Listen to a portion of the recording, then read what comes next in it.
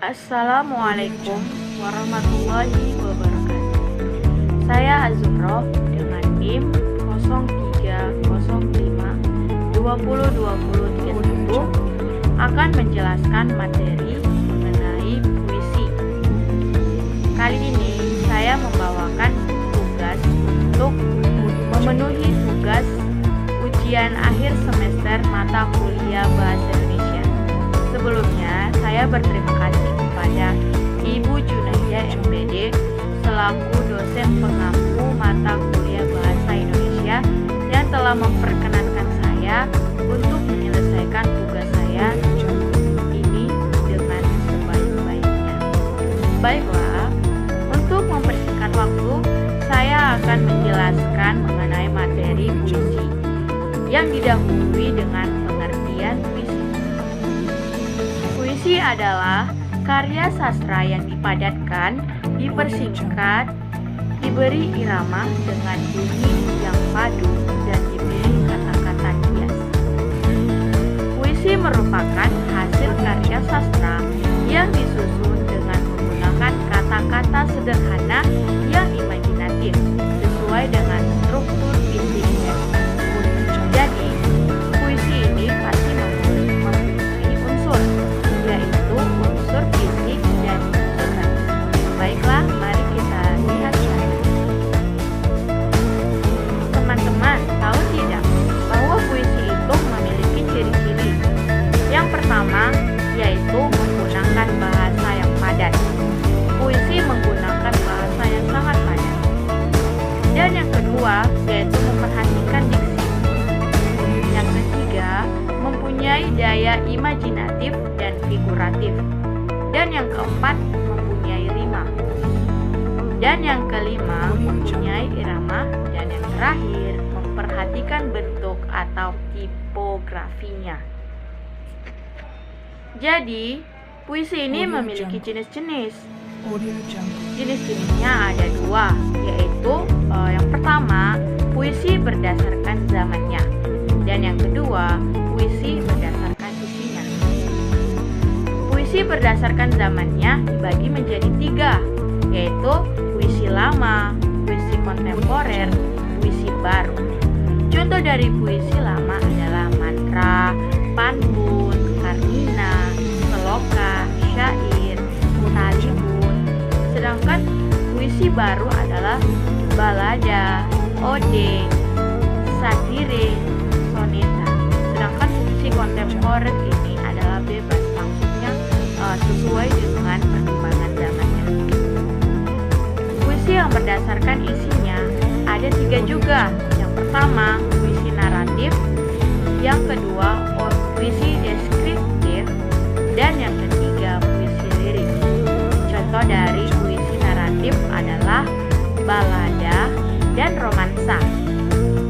Contoh dari puisi deskriptif adalah satire, kritik sosial, dan impresionistik.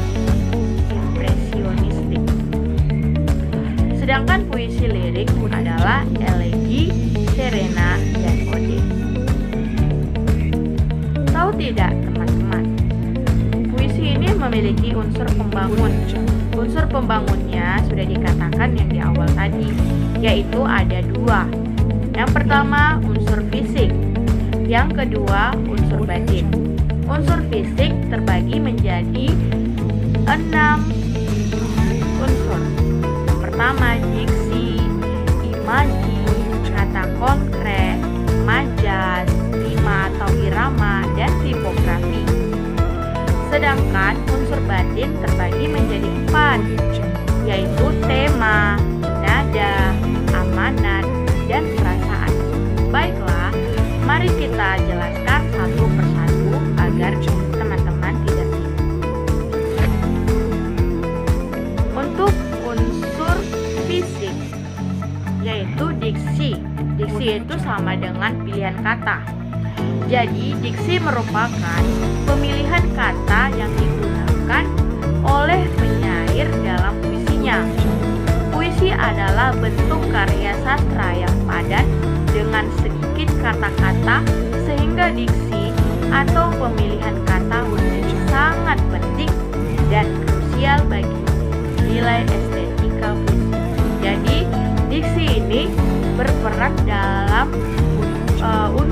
bikin puisi bahwa pilihan kata ini mengandung nilai estetika, yaitu nilai keindahan pada karya sastra puisi tersebut. Unsur yang kedua yaitu imaji. Imaji berbeda dengan diksi. Imaji adalah unsur yang melibatkan penggunaan indera manusia seperti imaji penglihatan, imaji suara, dan sebagainya. Imaji dapat dibagi menjadi 3, yaitu imaji suara atau auditif, imaji penglihatan visual, dan imaji raba atau sentuh, imaji taktil. Seperti contohnya, nyiur, melambai. Dalam puisi tersebut, dalam kutipan puisi nyiur melambai, kita menggunakan alat indera sebagai yaitu penglihatan. Nyiur melambai, nyiur yang melambai-lambai. Jadi alat indera yang digunakan adalah imaji penglihatan atau visual. Contoh yang kedua yaitu petir itu sahut menyahut. Dalam hal ini kita menggunakan alat indera pendengar. Pasti kita sudah berhayal mengenai suara petir yang sahut menyahut. Kita menggunakan alat indera pendengaran atau disebut dengan auditif suara. Unsur batin yang ketiga yaitu kata konkret. Unsur fisik yang ketiga adalah kata konkret. Mohon maaf ya, karena tadi saya mengatakan bahwa unsur batin sebenarnya adalah unsur fisik. Unsur fisik yang ketiga adalah kata konkret. Kata konkret merupakan kata yang memungkinkan terjadinya imaji. Kata konkret bersifat imajinatif, sehingga memunculkan imajinasi biasanya berhubungan dengan kata kiasan atau lambang. Dalam hal ini membuat para pendengar atau para pembaca karya sastra puisi tersebut menjadi berimajinasi sesuai dengan isi atau tujuan dari penulis dalam untuk karya. Untuk unsur fisik dari irama. Irama adalah alunan bunyi yang teratur dan berulang-ulang.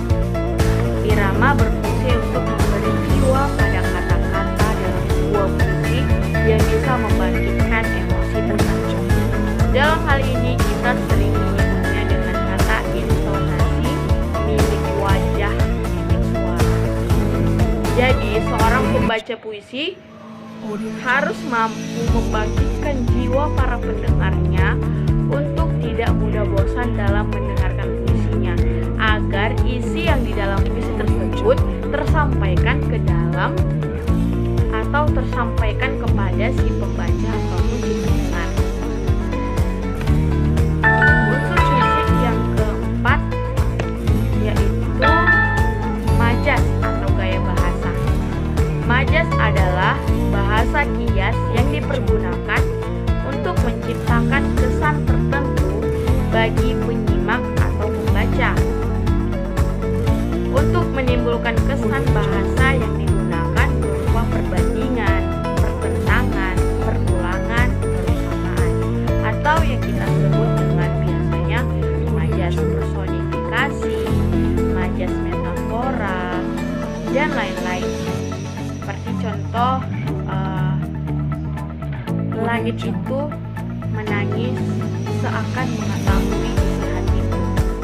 Dalam hal ini kita menggunakan majas perumpamaan, seolah-olah benda mati menjadi hidup, yaitu langit menangis seolah-olah mengetahui. Untuk unsur yang selanjutnya yaitu tipografi. Dalam hal ini, tipografi atau perwajahan adalah bentuk puisi yang dipenuhi dengan kata. Misalnya, dalam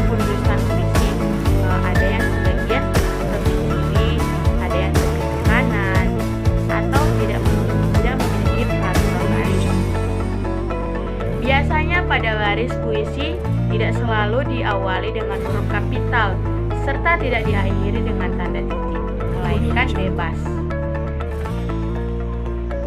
Baiklah, kita masuk kepada unsur batin dari puisi. Unsur batin dari puisi ada 4, yaitu tema, rasa, nada, dan amana. Tema merupakan gagasan pokok atau ide pokok dari puisi. Bisa jadi temanya sosial, kebangsaan, ketuhanan, alam, dan lain-lain. Jadi, tema ini merupakan jantung dari karya sastra puisi tersebut. Temalah yang menjadi ide pokok. Apabila kita ingin membuat karya puisi, maka kita harus menentukan apa sih sebenarnya temanya. Apa sih yang akan kita ambil menjadi tema? Untuk itu, diawalilah dengan imajinatif yang tinggi dalam mencari tema. Contoh yang kedua, unsur yang kedua yaitu rasa. Sikap penyair terhadap permasalahan yang terdapat di dalam puisi. Jadi, seorang penyair puisi harus mampu menyampaikan rasa kepada para pendengar ataupun para pembacanya. Jadi, hal ini dibutuhkanlah sebuah penghayatan yang lebih lagi untuk dapat menarik perasaan dari para pendengar. Untuk unsur batin yang ketiga yaitu nada. Sikap penyair terhadap pembacaannya, baik nada tinggi, nada rendah, seperti intonasi yang sering kita sebut. Jadi apabila kita dalam membacakan puisi, kita harus mengetahui, kalimat ini cocok untuk nada tinggi, kalimat ini cocoknya untuk nada rendah. Jadi kita harus mengetahui bahwa sebagian besar nada tinggi ini untuk puisi yang bahagia, yang mengandung kegembiraan.